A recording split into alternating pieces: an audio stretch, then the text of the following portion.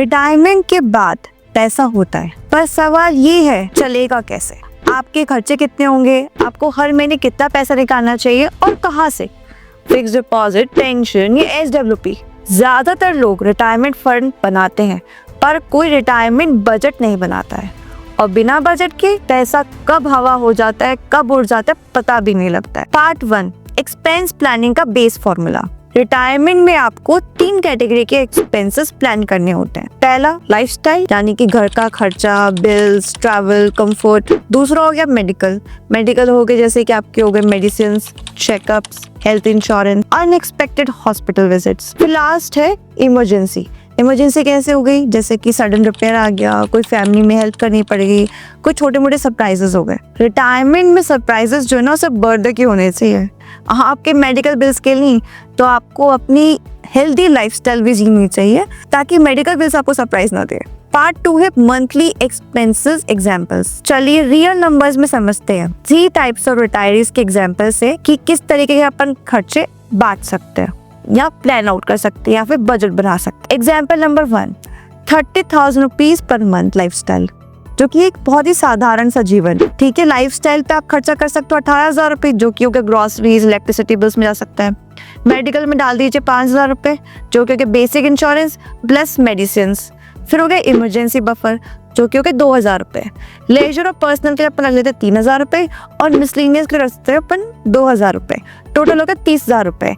आगे किसके लिए सही है, स्मॉल टाउन, ओन्ड हाउस, लो ट्रैवल लाइफस्टाइल। तो अगर ये 30,000 का खर्चा हमें मंथली करना हो तो आपकी जमा पूंजी कितनी होनी चाहिए। चलिए इसे अपन एक सिंपल फॉर्मूले समझते हैं, जो कि वर्ल्ड वाइड में फेमस है 4% रूल। तो 30,000 into 12 months divide by 0.04 equals to 90 lakh rupees. और ये पैसा आप इन्वेस्ट कर सकते हो कुछ सोर्सेज में, जैसे कि हो गया सीनियर सिटीजन सेविंग स्कीम्स में, फिक्स डिपॉजिट में, पोस्ट ऑफिस के MIS में, स्मॉल SWP में। अगर आप ये 4% रूल को डिटेल में समझना चाहते हो कि ये क्या है, क्या लॉजिक है इसके पीछे, तो आप हमारी ये वाली वीडियो देख सकते हैं, जो कि आई बटन में हमने लिंक दे दिया है, डिस्क्रिप्शन बॉक्स में भी दे दिया है।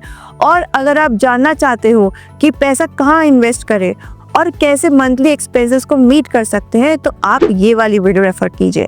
इसका भी लिंक हमें डिस्क्रिप्शन बॉक्स में और ऊपर आई बटन में दे रखा है। इस लाइफस्टाइल में जो 30,000 के अपन डिस्कस करी, उसमें सिंप्लिसिटी वेल्थ बन जाती है। चलते हैं हम दूसरे एग्जाम्पल, जो कि 50,000 रुपीज पर मंथ, यानी कि ये एक बैलेंस्ड कंफर्टेबल लाइफस्टाइल होती है। लाइफस्टाइल पे खर्चा कीजिए 30,000 रुपए, मेडिकल पे करिए 8,000 रुपए, जो कि इंक्लूड करेगा आपको इंश्योरेंस, प्रीमियम, टेस्ट वगैरह। इमरजेंसी के रखिए 4,000 रुपए, लेजर के फैमिली के रखिए 5,000 रुपए, और छोटे मोटे खर्चों के रख दीजिए 3,000 रुपए। टोटल हो गया आपका 50,000 रुपए। ये किसके लिए सही है, ये आइडियल है फॉर मिडिल क्लास कपल्स जो कि मेट्रो या टायर 2 सिटीज में रहते हैं। इसमें कॉर्पस कितना चाहिए होगा, 1.5 करोड़ रुपए का, यानी आपको रिटायरमेंट कॉर्पस है, रिटायरमेंट में इन्वेस्टमेंट कितना चाहिए, 1.5 करोड़ रुपए। इसको आप कहाँ इन्वेस्ट कर सकते हैं, fix deposit, SCSS, hybrid, SWP।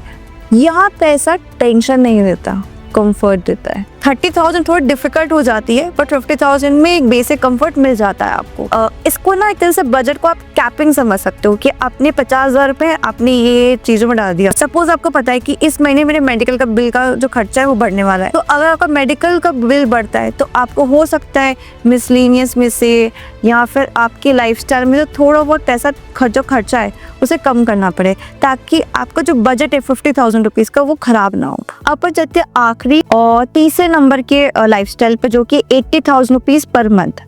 ये एक एक्टिव रिटायर लाइफ है। लाइफस्टाइल पे खर्चा कीजिए 45,000 रुपए का, जिसमें ट्रैवल, हेल्थ, मेडिकल पे करिए 12,000 रुपए का खर्चा, इमरजेंसी के लिए रखिए आप 8,000 रुपए, लेजर और ट्रैवल के लिए रख सकते हैं आप 10,000 रुपए, और मिसलेनियस खर्चे के लिए रख सकते हैं आप 5,000 रुपए। टोटल मिला के हो गया 80,000 रुपए का पर मंथ का खर्चा। ये किसके लिए सही है, अर्बन लाइफस्टाइल के लिए, एक्टिव हॉबीज के लिए, कुछ डोमेस्टिक ट्रैवल करना है आपको उसके लिए। इसमें रिक्वायर्ड कॉर्पस कितना होगा, ऑलमोस्ट 2.5 करोड़ रुपए का। और इसको आप कौन से सोर्सेज में रख सकते हैं, फिक्स डिपॉजिट में, हाइब्रिड म्यूचुअल फंड में, लिक्विड इमरजेंसी फंड के अंदर। ये वो स्टेज है जहाँ पैसा आपके लिए काम करता है, आप पैसे के लिए नहीं। देखिए अपन ने जो लास्ट एग्जांपल समझा है ना 80,000 रुपीज पर मंथ में, वो एक मोटा मोटी अपन ने एक्सपेंसेस का बाइफिकेशन किया है। आप अपने रिक्वायरमेंट के हिसाब से थोड़ा बहुत एडजस्ट कर सकते हैं। मैंने आपको एक बेसिक लाइन बताई है कि इतना रुपए आपको डिवाइड करना चाहिए, बट इमरजेंसी फंड या मेडिकल एक्सपेंसेस को आप चेंज नहीं कर सकते, इतना तो आपको रखना ही चाहिए।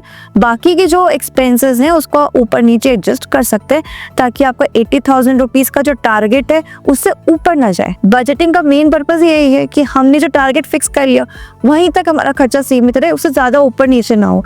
अगर आपका खर्चा ऊपर हो जाता है, फॉर एग्जाम्पल आपको पता है कि आपकी बेटी आ गई घर के अंदर, इस महीने गर्मियों की छुट्टियाँ थी, अब आपका मन कर रहा है कि यार बेटी जा रही है, एक काम करता हूँ 20,000 रुपये दे देता हूँ उसको।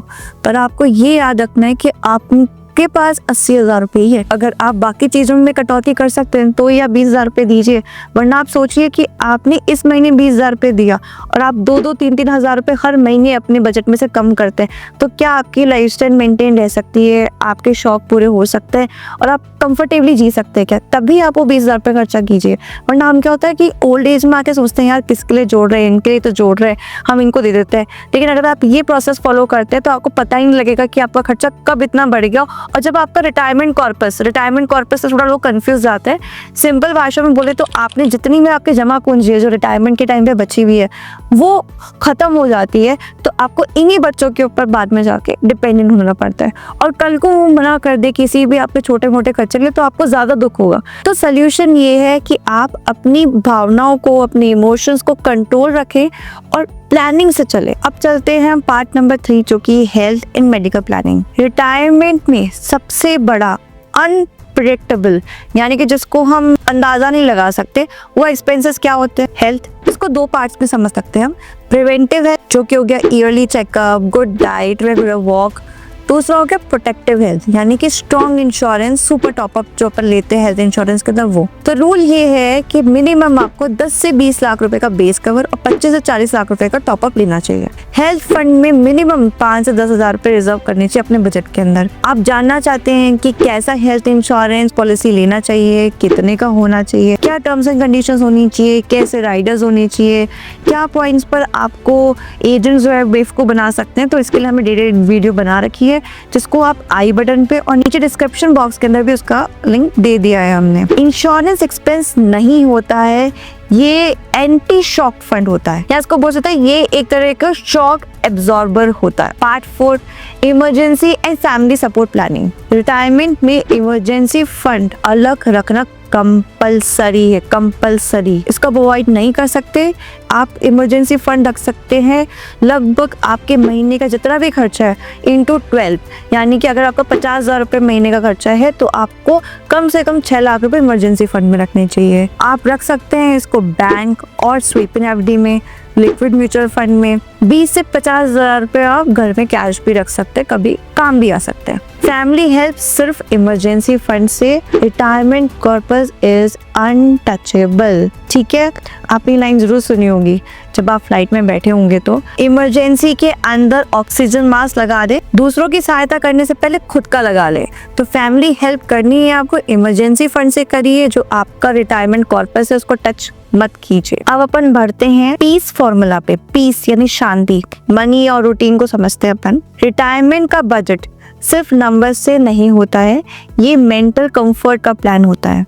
हर महीने 60% एक्सपेंसेस फिक्स हो गए, 30% फ्लेक्सिबल रखिए ट्रैवल, गिफ्ट्स, मज़े के लिए, 10% सेव करिए फॉर बफर, और हर साल एक बार रिटायरमेंट ऑडिट जरूर करिए। देखिए आपके एक्सपेंसेस कहाँ बढ़ रहे हैं, कहाँ कम हो रहे हैं, कैसे एडजस्ट करना चाहिए और कहाँ से आपको सबसे ज़्यादा पीस मिलेगी। रिटायरमेंट पीसफुल तब होती है जब आप अपनी ज़िंदगी के अंदर पैसा नहीं बल्कि कितने दिन सुकून में कटे हैं ना वो काउंट कर रहे होते हो। तो अगर हम इस वीडियो के समराइज करें, रिटायरमेंट का गोल रिच बनना नहीं होता है, रिलैक्स्ड बनना होता है। 30,000, 50,000 या 80,000 नंबर कोई भी हो, अगर प्लानिंग क्लियर है तो जिंदगी सेफ है। कमेंट करिए मंथली प्लान और मैं आपको एक फ्री रिटायरमेंट एक्सपेंस का कैलकुलेटर शीट दूंगी जिसमें आप अपना खुद का मंथली एक्सपेंस 30,000, 50,000, 80,000 जो भी आपको लगता है वो नंबर डालिए, उसमें आपको एक अंदाजा मिल जाएगा कि आप यहाँ अपने पैसे खर्च कर सकते हैं।